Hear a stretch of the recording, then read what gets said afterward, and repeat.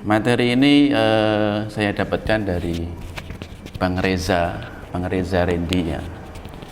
Dia sebetulnya adalah guru bisnis saya. Beliau ini adalah pendiri komunitas PPA ya. Tahu ya PPA ya? PPA itu pola pertolongan Allah gitu. Jadi sebuah komunitas yang awalnya itu hanya beberapa orang di dalam satu mobil, kemudian karena frekuensi yang sama, ada kesamaan visi misi, akhirnya mendirikan komunitas. Dari komunitas itu kemudian lahir ada bisnis baru gitu. Kemudian dari bisnis ini kemudian tambah lagi bisnis yang lainnya, kemudian PPA ini kemudian menyebar di beberapa kota di Indonesia.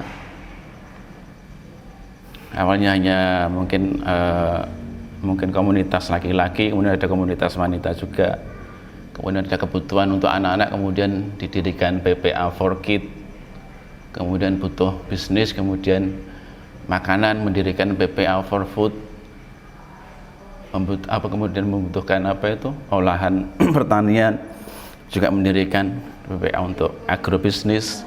Wassalam. Ada juga PPA dapur begitu, artinya terus mengalami penambahan. Oleh sebab itu materi yang disampaikan pada waktu itu kepada kami selaku para yang sedang belajar itu adalah bagaimana mendatangkan keberkahan ya. 3 kunci keberkahan yang harus kita coba miliki. Ini bisa diterapkan secara personal sebetulnya dalam kehidupan pribadi, juga bisa diterapkan dalam komunitas atau jamaah. Komunitas itu bisa komunitas sosial atau organisasi dakwah, atau mungkin juga lembaga atau yayasan, atau juga mungkin perusahaan kalau dalam bisnis. Intinya adalah bagaimana 3 kunci keberkahan ini ada sehingga hubungan antara satu individu dengan yang lainnya di dalam komunitas, di dalam perusahaan, di dalam lembaga itu berjalan dengan baik.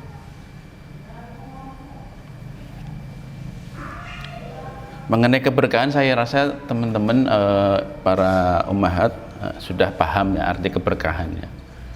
Keberkahan adalah sesuatu yang terus bertambah, dan bertambahnya ini mendatangkan kebaikan. Karena ada yang terus bertambah tapi tidak mendatangkan kebaikan, tapi hanya menunggu waktu kehancuran. Seperti kita menyusun balok-balok begitu semakin tinggi, lama-lama juga dia akan jatuh karena tidak ada kekuatan.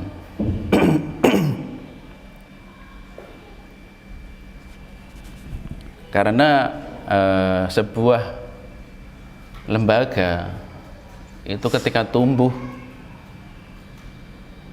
semakin besar, semakin tinggi, itu otomatis ibarat sebuah pohon akan semakin besar pula terpaan anginnya.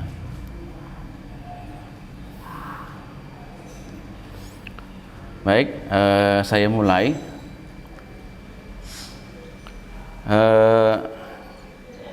Kita awali kenapa kita harus masuk dalam sebuah komunitas atau jamaah. Karena memang kita tidak bisa hidup sendiri, baik itu dalam bisnis, dalam dakwah, di dalam gerakan sosial, itu tidak bisa melakukannya sendiri, harus bekerja sama dengan partner atau orang lain. Lah, sumber keberkahan yang harus kita upayakan agar hubungan ini langgeng dan terus baik, dan bahkan mendatangkan kebaikan turunan atau derivasinya, ada turunan kebaikan. Kalau misalkan perusahaan ada kemudian usahanya berkembang, kalau misalkan yayasan bisa kemudian ada lembaga-lembaga turunan yang semakin banyak dan baik semuanya. Inilah 3 kunci yang akan saya sampaikan di materi pagi hari ini. Materinya agak bercampur sedikit bahasa Inggris, bukan berarti saya pintar bahasa Inggris ya, tetapi karena materi yang saya dapatkan memang ada seperti itu. 3 sumber keberkahan itu, yang pertama adalah sincerity, yang kedua adalah humbleness, yang ketiga adalah loving kindness. Ada tulisan enggak? Ada enggak, spidol enggak? Sincerity, tulisannya sincerity. Ini ada yang guru bahasa Inggris enggak ini? Ada yang guru bahasa Inggris ya? Ustazah Dewi, enggak ada ya. Sincerity ini bisa diartikan dengan ketulusan. Dalam ranah pribadi ini juga kita butuhkan, karena segala sesuatu kalau tidak ada ketulusan maka seperti apa yang akan terjadi dalam amal-amal kita. Contoh ketulusan nyata itu adalah ketulusan seorang ibu terhadap anaknya ya, yang dia senantiasa menyusui dan tidak berpikir kalau saya menyusui anak saya, nanti giliran anak saya besar, saya tua, saya akan diberikan susu oleh anak saya. Tetapi memang dia tulus menyusui anaknya. Ketulusan atau sincerity ini memiliki 2 dimensi, dimensi vertikal dan dimensi horizontal. Dengan ketulusan ini secara vertikal, efeknya adalah nanti akan dikumpulkan. Tulis dulu ya. Baru tuh Mbak.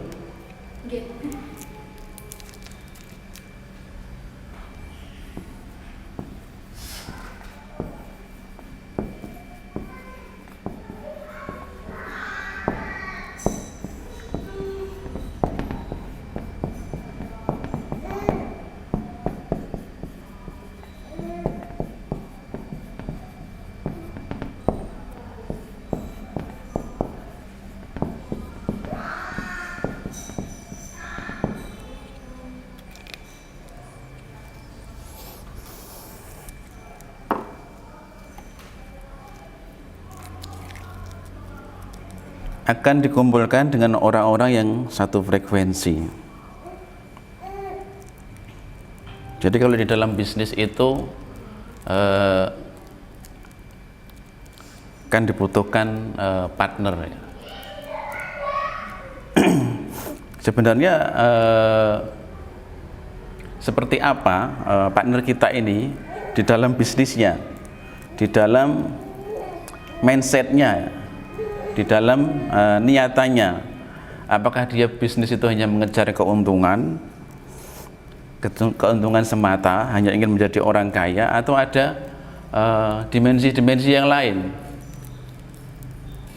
Kalau dia ada unsur ketulusan, maka tidak akan ada yang namanya bisnis itu hanya untuk mencari kekayaan, tetapi bisnis itu untuk dalam rangka dia memiliki harta, kemudian dengan harta itu dia mampu beramal, dengan amal itu maka Allah sayang padanya. Itulah efek ketulusan di dalam sebuah bisnis, terkait dengan dikumpulkan dengan orang satu frekuensi. Demikian juga di sebuah lembaga dakwah atau sosial. Waalaikumsalam. Sebenarnya tujuannya apa kita berkomunitas, berjamaah, mendirikan yayasan, mendirikan lembaga?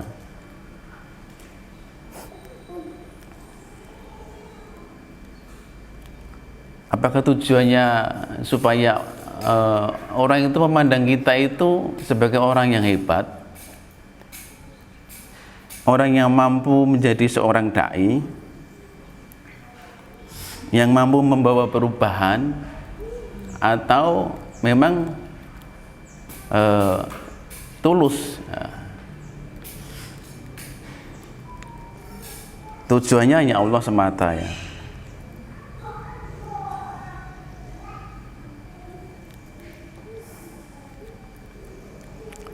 Apakah secara otomatis ini akan seperti ini ya di dalam kita berkomunitas? Tentu tidak, karena kan ya seperti tadi. Tapi kalau secara yang sudah dipraktekkan oleh Bang Reza Rendy itu begitu, ketika ketulusan itu ada, maka otomatis dia akan dipertemukan dengan orang-orang yang satu frekuensi. Tetapi kalau tidak ada ketulusan di dalam hati kita, di dalam berjamaah, di dalam mengelola bisnis, boleh jadi Allah akan pertemukan kita itu dengan partner atau anggota jamaah yang memang berbeda. Dan yang terjadi bukan sebuah keberkahan yang terjadi, tetapi adalah sering terjadi perbedaan pandangan, bahkan sering terjadi keributan yang tidak selesai-selesai, yang akhirnya energi habis di situ.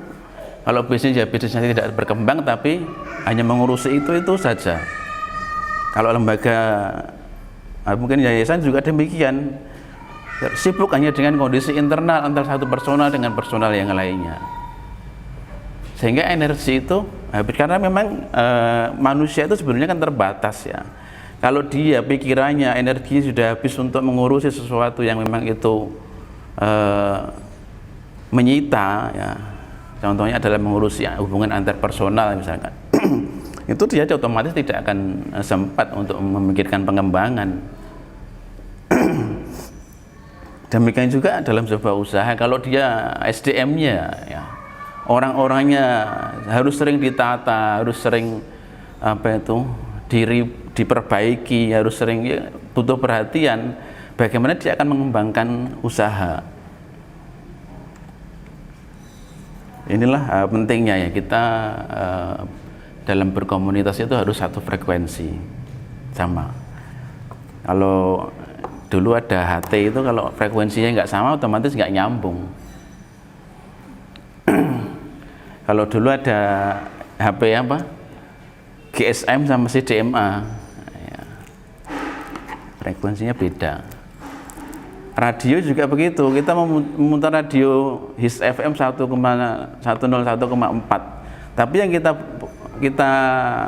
putar 101,9, otomatis nggak nyambung juga, karena frekuensinya beda. Yang kita minta itu frekuensinya beda, sehingga otomatis karena frekuensinya beda, di dalam perjalanan itu juga akan berbeda, di dalam visinya juga bisa jadi berbeda. Jadi kalau di dalam sebuah komunitas itu kan visinya harus sama, biar enak perjalanannya. Kalau ibaratnya itu orang mau ke Jakarta itu naik mobil, otomatis satu mobil itu harus sama-sama mau ke Jakarta supaya enak. Kalau yang satu mau ke Bandung, satu lagi mau ke Tasik, satu mobil, satu lagi ke Jakarta, otomatis perjalanannya akan semakin melelahkan.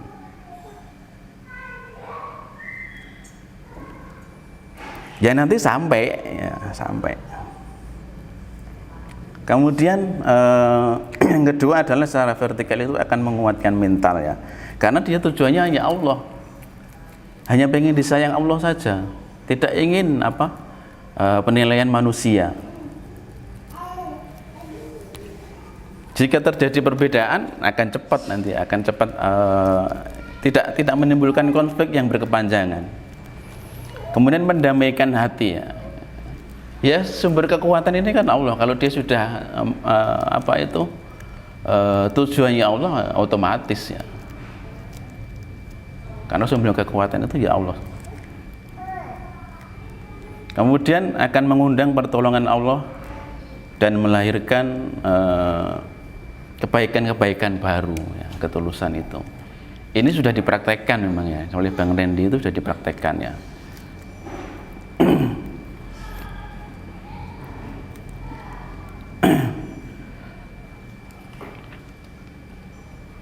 Kemudian secara horizontal ya, terhadap partner kita, terhadap ikhwan atau akhwat kita dalam sebuah satu jamaah, di dalam apa itu sebuah usaha juga mungkin partner ya, partner bisnis ya, itu akan seperti apa kalau ketulusan itu imbasnya. Ketulusan ini akan membawa seseorang untuk tidak merasa lebih baik dari yang lainnya. Satu itu ya, karena dia tahu betul posisi dia sebagai hamba Allah itu seperti apa di hadapan Allah. Kemudian orang-orang di sekitarnya itu seperti apa, itu dia paham betul. Orang itu punya potensi masing-masing. Saya itu kalau aibnya tidak ditutup Allah, mungkin juga kalau aib itu berupa bau, bagaimana baunya saya ini juga masih banyak kekurangan, akan lahir-lahir rasa seperti itu.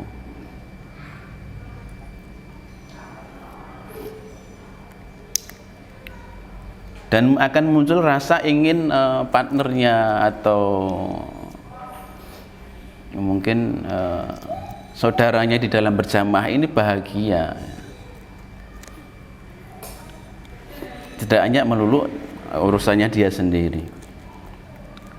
Lah, seperti tadi, ketika sudah demikian, maka yang kedua adalah ketika berselisih akan mudah damai. Kalau di dalam sebuah komunitas berselisih berkepanjangan dan sulit damai, ini pasti ada masalah di hatinya, di ketulusannya pasti ada masalah. Ya memang tidak bisa terlihat ya, karena rasa ya, hati ini kan tidak bisa dilihat, tetapi itu bisa dibaca dari pola apa itu kejadian-kejadian itu bisa dibaca. Kemudian yang ketiga, ketulusan itu akan melahirkan ikatan hati antar personal ini kuat ya, karena sama tujuannya,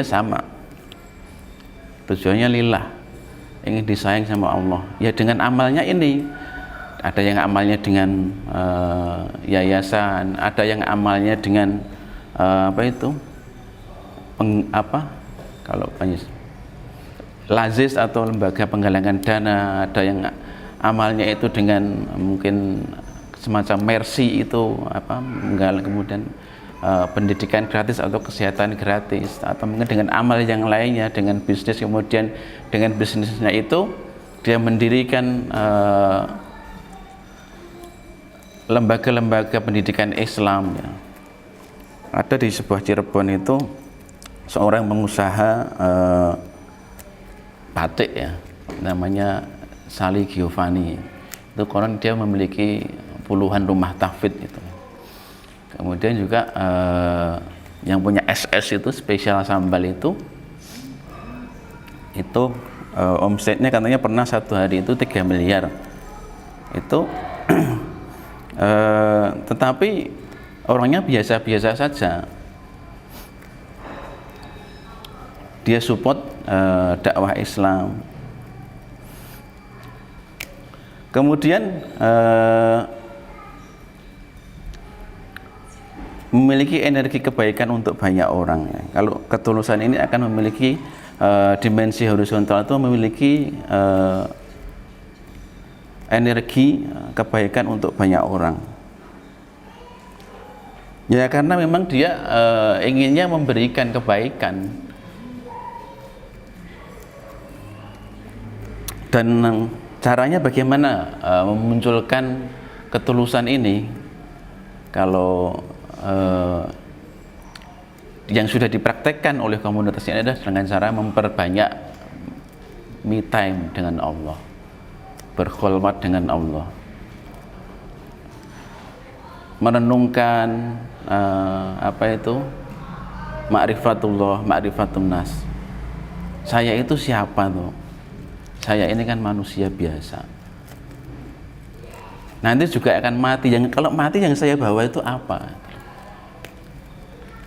Apakah amalku akan menyelamatkanku?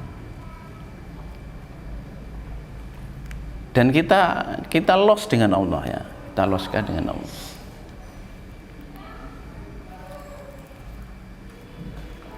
sering-sering kalau bahasa di komunitas ini namanya me time ya. Berdua dengan Allah setengah jam atau 1 jam dalam sehari. Ketika saya mengikuti pendidikan ini memang ada dijadwalkan harus me time sehari 1 jam. Supaya tidak salah ketika melangkah bisnis itu, jangan bisnisnya itu hanya cuma untuk tujuan materi. Demikian juga ketika kita di dalam berorganisasi, berjamaah itu jangan sampai tujuannya salah ya. Me time atau berkhulwat dengan Allah 1 jam saja sehari. Kalau tidak bisa 1 jam, setengah jam. Kalau tidak bisa setengah jam, 1/4 jam. Supaya memang kan ada hadis atau apa itu kan, bertafakur sejenak saja itu lebih baik daripada ibadah selama setahun ya, kalau tidak salah. Itu memang penting ya. Kemudian yang kedua adalah humbleness. Apa artinya humbleness, Mbak Khumairah? Saya baru belajar humbleness. Humbleness ini bisa diartikan rendah hati ya. Caranya bagaimana? Caranya adalah dengan, kalau bahasanya itu full heart to listen.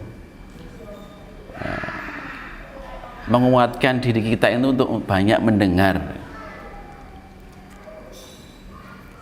Kemudian hancurkan ego kita. Caranya bagaimana menghancurkan ego kita itu? Diantaranya dengan 1, memaafkan orang yang salah dengan kita, mendoakan orang yang salah dengan kita. Berat ya kayaknya mungkin ya, dia sudah menzalimi saya, dia sudah bikin malu saya, tetapi kita harus mendoakan dia. Kemudian yang ketiga adalah dengan berbaur ya. Kalau misalkan seorang pimpinan itu cara memunculkan humbleness atau rendah hati itu adalah dengan berbaur dengan lapisan bawah. Kalau dia seorang misalkan CEO atau direktur, dia berbaur dengan mungkin cleaning service, kadang-kadang dia juga menyapu, berbaur begitu. Kalau di sebuah lembaga pendidikan juga misalkan kepala sekolah, kadang-kadang dia juga dengan santrinya, dengan lapisan-lapisan bawahnya begitu, untuk menghancurkan egonya ya. Dan itu memang tidak mudah ya, tidak mudah. Mendengar itu ya memang semua orang punya telinga, tapi untuk bisa mendengar, menjadi pendengar yang baik itu belum tentu bisa. Dan kemudian ketika humbleness atau rendah hati ini ada pada diri kita, maka efeknya 1, dia akan memiliki kekuatan lebih ya, untuk merubah orang lain.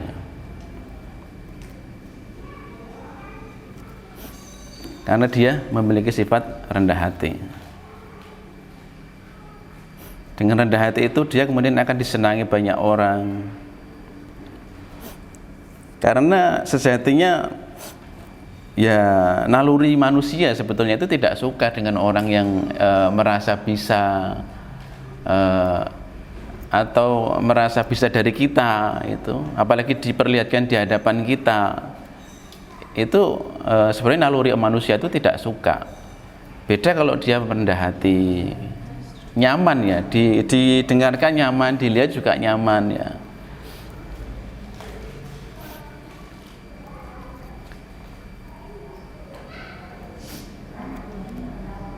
Kemudian akan mendapatkan ilmu yang banyak. Ini otomatis ya. Kalau orang yang tinggi hati ya, merasa lebih baik dari yang lainnya, merasa paling mampu, akan sulit masuk ilmu-ilmu baru itu. Sehingga dia tidak menjadi orang yang bijak ya. Kemudian persaudaraan terjaga dan tulus ya, dengan kerendahan hati itu, karena tidak ada untuk saling merasa lebih baik, yang adalah saling berusaha baik ya, bukan saling merasa lebih baik ya. Loh, saya ini kan lebih mampu, tidak ada rasa seperti itu.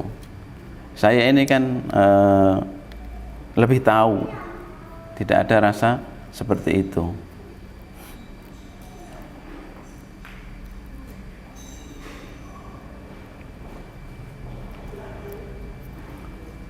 Imbasnya apa kalau tidak ada rasa rendah hati di dalam pribadi kita, di dalam berjamaah atau di dalam sebuah komunitas bisnis?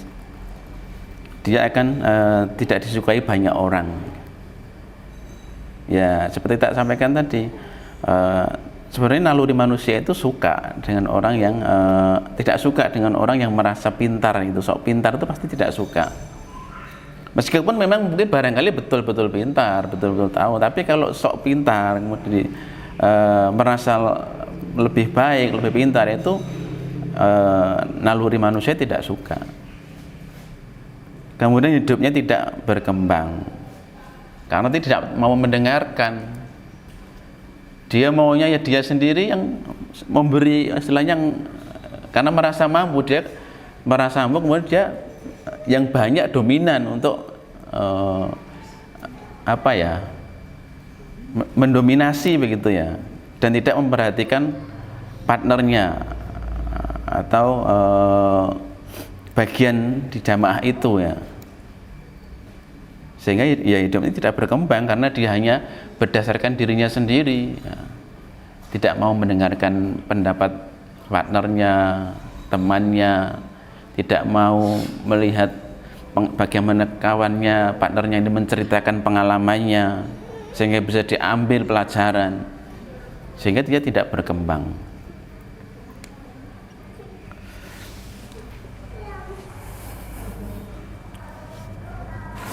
Kalau ayatnya, kalau mau dikutip ayatnya di surat Al-Furqan ayat 63 itu ada itu, kalau mau dibaca itu. Al-Furqan ayat 63 itu.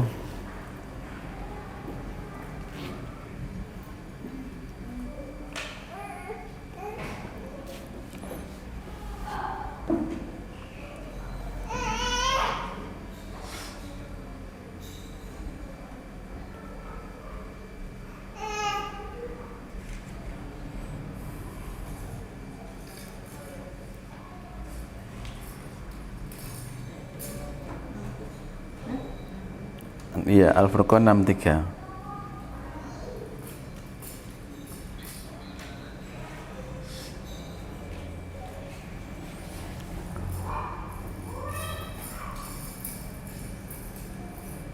Wa ibadur rahmanil alladzina yamshuna 'alal ardi haunan wa idza khatabahumul jahiluna qalu salama. Adapun hamba-hamba yang Maha Rahman, ya, hamba-hambanya Allah ya, yang Maha Pengasih, itu adalah orang-orang yang berjalan di muka bumi, berjalan di bumi dengan rendah hati. Dan apabila orang-orang jahil, orang-orang bodoh menyapa mereka dengan perkataan kata-kata menghina, mereka mengucapkan salam.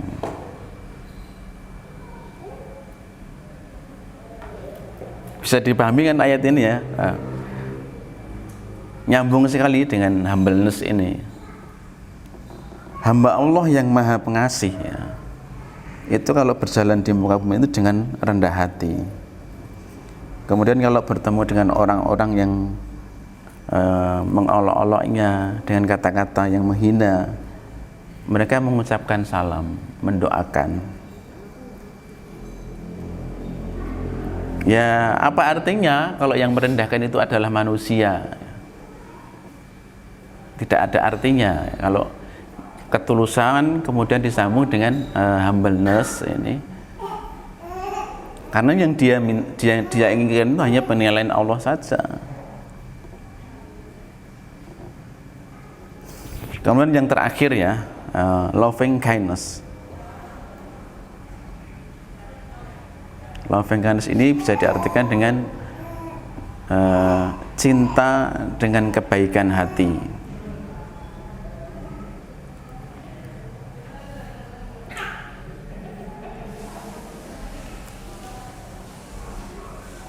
Ada sebuah hadis ya, saya belum cek hadisnya, cuman ini di materi ini disampaikan. Sayangi sesuatu, semua ya, semua yang ada di bumi, maka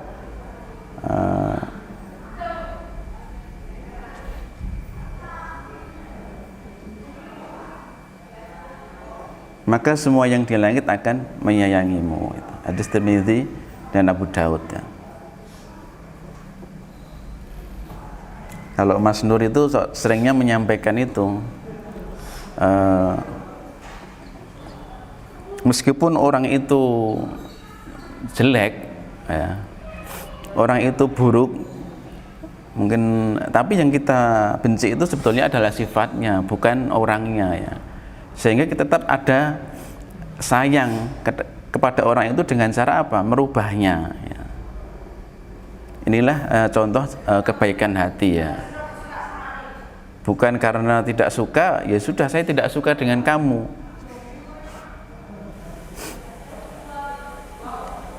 Maka saya tidak ada urusan dengan kamu. Maka efek positif dari loving kindness atau cinta kebaikan hati ini adalah memiliki energi yang tidak akan habis untuk berbuat kebaikan. Kemudian akan dibukakan jalan-jalan kebaikan ya.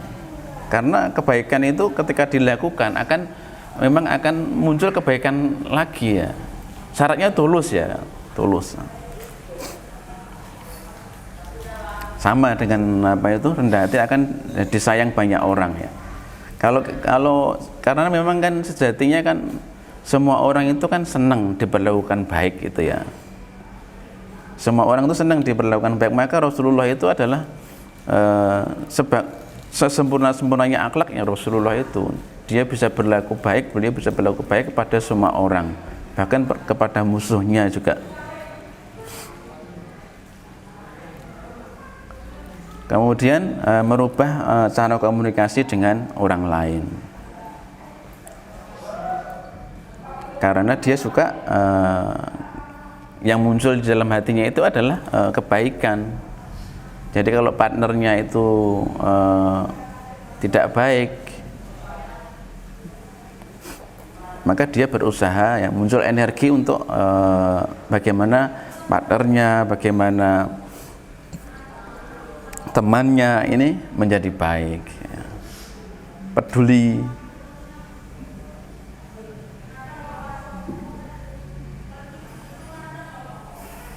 Jadi memandang teman-temannya atau partnernya itu sebagai sebuah keluarga, sebagai sebuah apa? Ya satu tujuan ya. Seperjuangan begitu ya.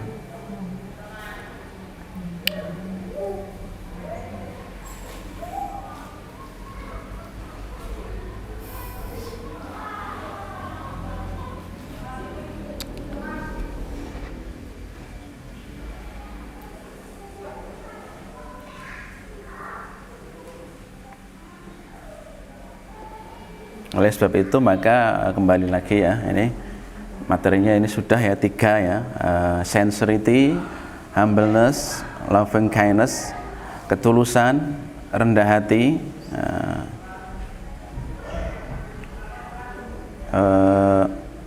dan cinta kebaikan hati. Kalau sincerity tadi apa?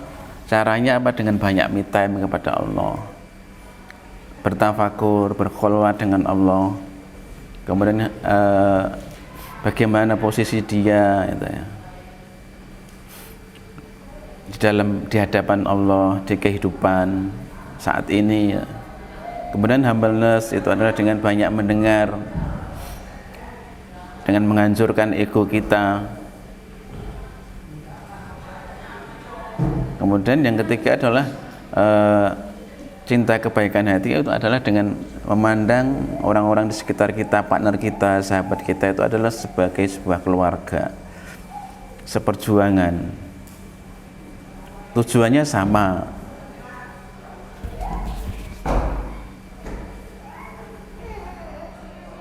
Sehingga kalau ada seperti itu ya, kita install di dalam diri kita itu sifat-sifat seperti itu, kalau dikritik itu ya dia tidak menolak, kalau disindir dia tidak baper, dicolek sedikit tidak sakit hati, ketulusan, rendah hati, cinta kebaikan. Itu mungkin materi pagi hari ini ya. Silahkan diterapkan baik secara pribadi, di dalam kita berpartner bisnis, maupun di dalam kita itu berkomunitas atau berjamaah. Ini sudah diterapkan dan memang lahir sebuah komunitas yang cukup besar, yang mulai besar ya, bukan cukup besar ya. Otomatis nanti akan dengan sendirinya ya, ketika tiga sumber keberkahan ini ada, karena dinamakan tiga sumber keberkahan, ketika ini ada, itu secara otomatis akan dipertemukan dengan orang-orang yang memang Allah pilihkan buat kita ya. Yang baik buat kita, yang baik buat jamaah, yang baik buat perusahaan gitu. Syaratnya ya tiga sumber keberkahan ini harus kita upayakan diinstal dalam diri kita.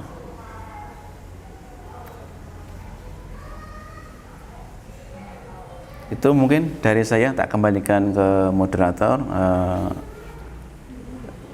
Segala khilaf mohon dimaafkan. Wa'alaikum. Monggo.